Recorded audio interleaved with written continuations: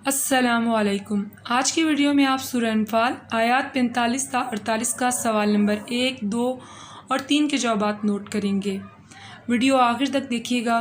जवाबात में मौजूद मुश्किल अल्फाज वीडियो के आखिर में मौजूद हैं ताकि आपसे इमला की कोई गलती ना हो। सवाल नंबर 1, कुफ़ार के साथ मुकाबले की सूरत में मुसलमानों को कौन से काम करने और किन बातों से बचने का हुक्म दिया गया है। कामों की हिदायत। कुफ़ार के साथ मुकाबले की सूरत में अल्लाह ताला ने मुसलमानों को जो काम करने की हिदायत दी है वो मदरजा झेल हैं। नंबर 1, साबित कदम रहो। अल्लाह ताला ने मुसलमानों को साबित कदम रहने का हुक्म दिया कि वो कुफ़ार से जंग डट कर लड़ें ताकि उन्हें फ़तह हासिल हो। नंबर 2, अल्लाह और नबी सल्लल्लाहु अलैहि वसल्लम के इताअत। अल्लाह ताला ने मुसलमानों को अल्लाह और उसके रसूल सल्लल्लाहु अलैहि वसल्लम की इताअत का हुक्म दिया और ये कि उनकी कायम करदा हदूद से तजावुज़ ना करें ताकि वो कामयाबी हासिल कर सकें। नंबर 3, आपस में इत्तेहाद। अल्लाह ताला ने मुसलमानों को जंग के दौरान आपस में इत्तेहाद कायम रखने का हुक्म दिया ताकि जंग लड़ने में आसानी हो और दुश्मन उनकी किसी कमज़ोरी से फ़ायदा ना उठा सकें। सब्र करना।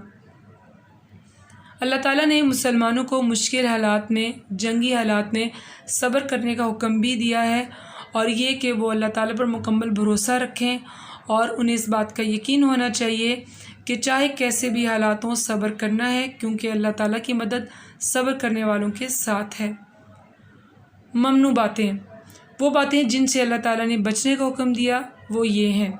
नंबर 1, बाहमी इख्तलाफात।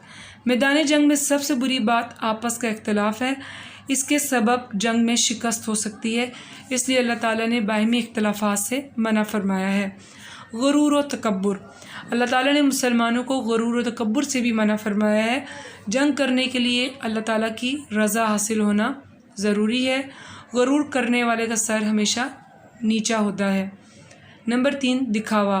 अल्लाह ताला ने मुसलमानों को दिखावा करने से भी मना फरमाया है। जब वो जंग के लिए निकलें तो अल्लाह ताला की रज़ा के लिए और दीन इस्लाम की सरबुलंदी के लिए निकलें, ना कि दिखावे और रियाकारी के लिए। नंबर 4, जिहाद से रोकना। मुसलमानों को इस बात से भी मना फरमाया गया कि वो मुनाफिकीन की किसी तरह की बातों में ना आए, क्योंकि वो इनको जिहाद से रोकेंगे और जंग ना लड़ने का मशवरा देंगे, लेकिन मुसलमानों को साबित कदम रहना है और उनकी बातों में नहीं आना। सवाल नंबर 2, ग़ज़वा बदर में मुसलमानों की नुसरत के लिए नाजिल होने वाले फ़रिश्तों को देखकर शैतान का रद्द-ए-अमल क्या था। जवाब, शैतान का रद्द-ए-अमल। कुफ़ार जब जंग के लिए मक्का से रवाना हुए तो उन्हें अपने हरीफ कबीले, हरीफ का मतलब है दुश्मन, हरीफ कबीले बनी बकर बिन कुनाना से अंदेशा था कि वो पीछे से उन पर हमला ना करें।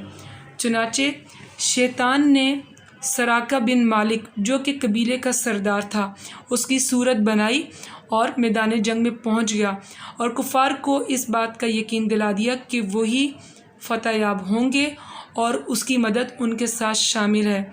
लेकिन जब मैदानी जंग में शैतान को फरिश्ते दिखाई दिए तो वो घबरा गया और उसने कुफ़ार से कहा कि मेरा तुमसे कोई वास्ता नहीं, मैं तो वो चीज़ें देख रहा हूँ जिन्हें तुम नहीं देख सकते।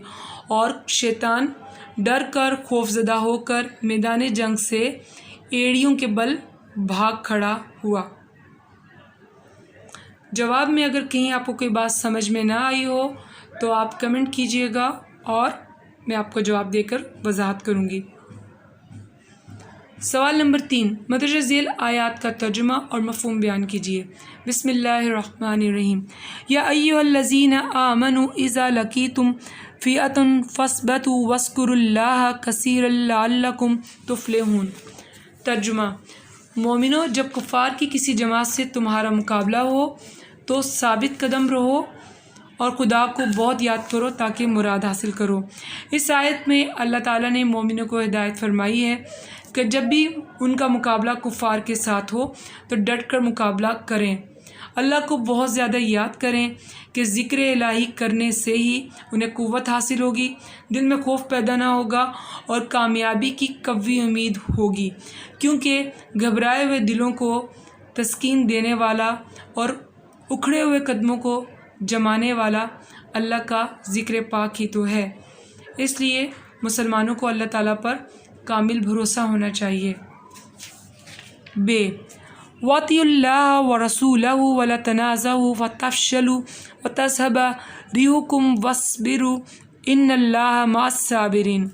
ترجمہ، اور خدا اور اس کے رسول کے حکم پر چلو اور آپس میں جھگڑا نہ کرو کہ ایسا کرو گے تو تم بزدل ہو جاؤ گے اور تمہارا اقبال جاتا رہے گا، اور صبر سے کام لو کہ خدا صبر کرنے والوں کا مددگار ہے۔ اس آیت میں اللہ نے مسلمانوں کو اللہ اور اس کے رسول کی اطاعت کرنے کا حکم دیا ہے، آپس میں لڑائی جھگڑا نہ کرنے کی ہدایت کی ہے، اور اس بات کی وضاحت کی ہے کہ جنگ میں سب سے ضروری ہتھیار اتحاد ہے۔ مسلمان جنگ بدر میں کم تعداد پر خوف زدہ تھے، اس لیے اللہ تعالیٰ نے انہیں ہدایت دی کہ وہ آپس میں اختلاف نہ کریں، اس سے انہیں کامیابی حاصل نہ ہوگی، اور صبر سے کام لیں، اس لیے کہ اللہ تعالیٰ ہمیشہ صبر کرنے والوں کے ساتھ ہے۔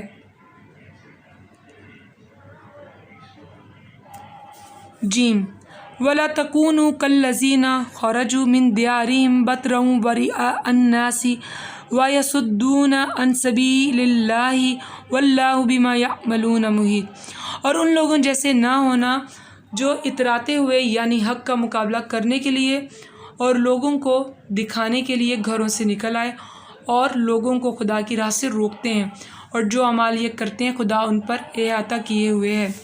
مفہوم: اس آیت میں اللہ تعالیٰ نے مسلمانوں کو ہدایت کی ہے کہ جہاد کے لیے نکلو تو اتراتے ہوئے یا دکھاوے کے لیے نہ نکلو، بلکہ اللہ تعالیٰ کی رضامندی کے لیے بہت ہی عاجزی سے نکلو، کیونکہ کچھ مسلمان ایسے تھے جو کفار کی زیادہ تعداد کی وجہ سے خوفزدہ تھے اور وہ دوسروں کو بھی جہاد سے روک رہے تھے۔